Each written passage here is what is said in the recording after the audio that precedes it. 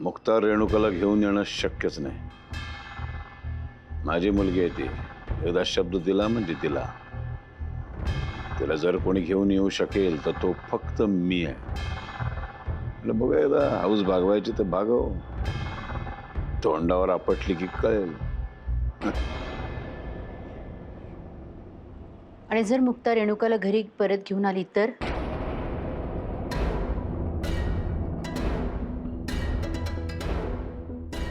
मी सांगेन ते तुम्ही कराल?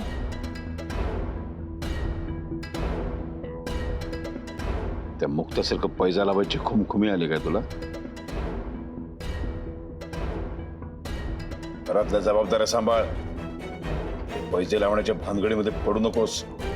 अच्छा, म्हणजे तुम्हालाही असं कुठेतरी वाटतंय की मुक्ता रेणुकाला परत घरी घेऊन येऊ शकते? अजिबात नाही. स्वप्नात सुद्धा वाटत नाही मला. अहो मग का घाबरताय? का मी सांगेन ते करायला लागेल म्हणून घाबरताय? नाही, तसं असेल तर नका घाबरू. तुमचा अपमान होईल असं मी काही करायला सांगणार नाही तुम्हाला. ठीक आहे, येते. मान्य आहे. मान्य आहे मला. मुक्ता जर का रेणुकाला घेऊन आली तर जे तू सांगशील ते करायला तयार आहे मी. ठीक आहे.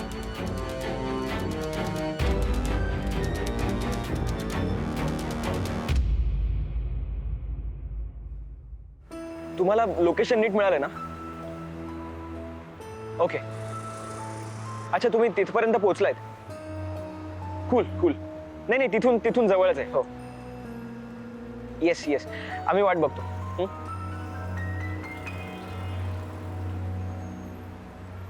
कोणाशी बोलत होता? काही नाही ग, असं समज तुझ्यासाठी एक सरप्राईज आहे. असं काहीतरी सरप्राईज प्लॅन करण्यापेक्षा ना एखादं चांगलं हॉटेल बघून रूम बुक कर. मला खूप थकायला झालं यार, झोप येते मला. ओके, पण असं घर सोडून कित्येक दिवस हॉटेल रूम मध्ये राहायचा विचार आहे तुझा? कायमचा. आणि कायमसाठी आपल्याला रूम नाही मिळाली तर मग एखादा फ्लॅट भाड्याने घे.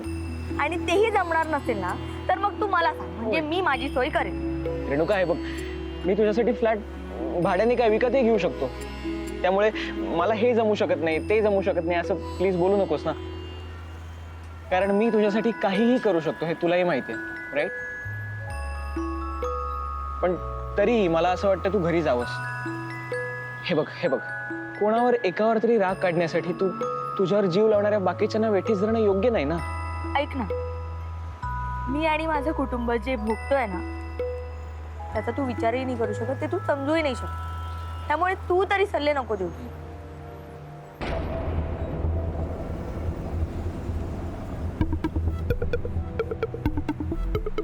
हे होतं तुझं सरप्राईज? हे सरप्राईज होतं का तुझं? हा मूर्खपणा करायच्या आधी मला विचारायचं पण नाही वाटलं ना तुला? रेणुका, ऐक ना, मी फक्त हे बघ, माझा ना विश्वासच नाहीये तुझ्यावर. अहो तुम्ही त्यांना काहीच बोलू नका. त्यांची काहीच चूक नाहीये. आम्हीच लय आग्रह केला म्हणून त्यांनी आम्हाला इकडे येऊन दिले. रेणुकाताई, घरी चला ना. कशाला? तोडलेल्या घरात मला एखाद्या ढिगाऱ्याखाली गाडणार आहे? रेणुका,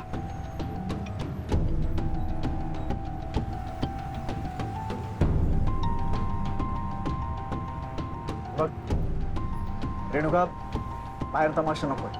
आणि तू माझ्याशी बाहेर येऊन पण असंच वागणार आहे? हे बघा, मी नकारामध्ये बोलू. मला जरा रेणुकाताईंशी बोलून द्या. हो प्लीज, तुम्ही बोला, आम्ही बाजूला जातो. हाय, मी वेद. हाय. आपण बाजूला जाऊन बोलूयात प्लीज.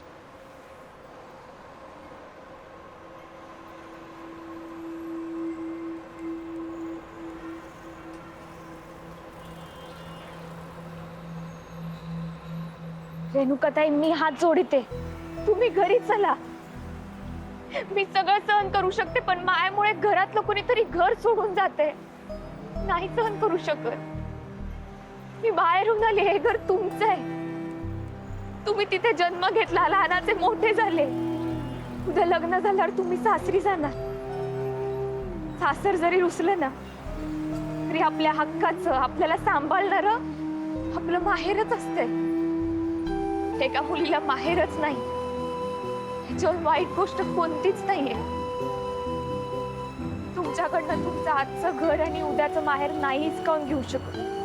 तो माझा अधिकारच नाहीये. म्हणून मला त्या घरात राहायचंही नाही.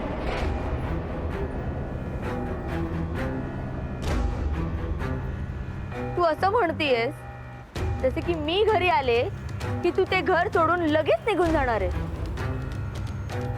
वय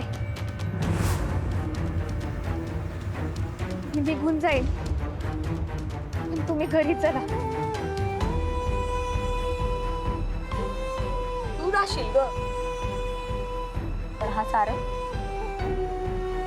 हा पुन्हा तुझ्या मागे येणार आहे आणि घरी यायचा हट्ट पण करणार. आणि तू पण यांनी माझं ऐकलं नाही म्हणून मला यावं लागलं तर म्हणत तू सुद्धा घरात शिरणार. म्हणजे बे के बे. अहो नाही, अशा ठिकाणी जाईन मला कोणी किती शोधलं तरी मी सापडणार नाही. मला विश्वास बसत नाही. मला एवढंच कळते की आता तुम्ही घरी यायला पाहिजे आणि त्यासाठी मला काही करायची तयारी आहे. काही पण नको करू, फक्त घर सोडून गेलीस ना तरी पुष्कळ होईल. नाहीतर नगरकरांची घर तोडणारी सून म्हणून शहरभर तुझ्या नावाची चर्चा सुरू होईल. काळजी करू नका, असं काहीच होणार नाही. निवडणुकीसाठी अण्णा संबळ वाजवतील आणि ते घरी जातील. ते घरी गेले की त्याच रात्री मी कुठंतरी निघून जाईल. आपल्यात हे जे ठरलंय ते आईला, सारंगला किंवा कोणालाही समजलं तरी ते तुला अडवणार. म्हणजे परत रेणुका घराबाहेर गेली तरी चालेल, है ना? नाही, कुणालाच समजणार नाही. माझ्या घरच्यांना पण नाही. ते मला शोधायला घरी येतील पण मी नसन, मी कुठंच नसन. पण तुम्ही त्याचं टेन्शन घेऊ नका. तुम्ही माझ्यावर फक्त विश्वास ठेवा आणि घरी चला, घरी चला.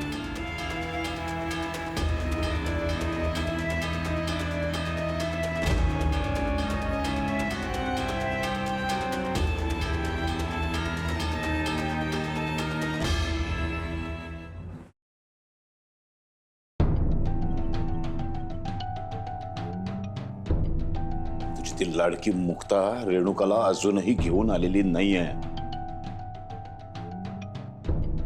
पण मला वाटतंय मुक्ता तिला घेऊनच येईल. हा तुझा फाजील आत्मविश्वास आहे ना, त्यानेच या घराची माती केली आहे. ती तुलाही तोंडावर पडेल आणि स्वतःही पडेल.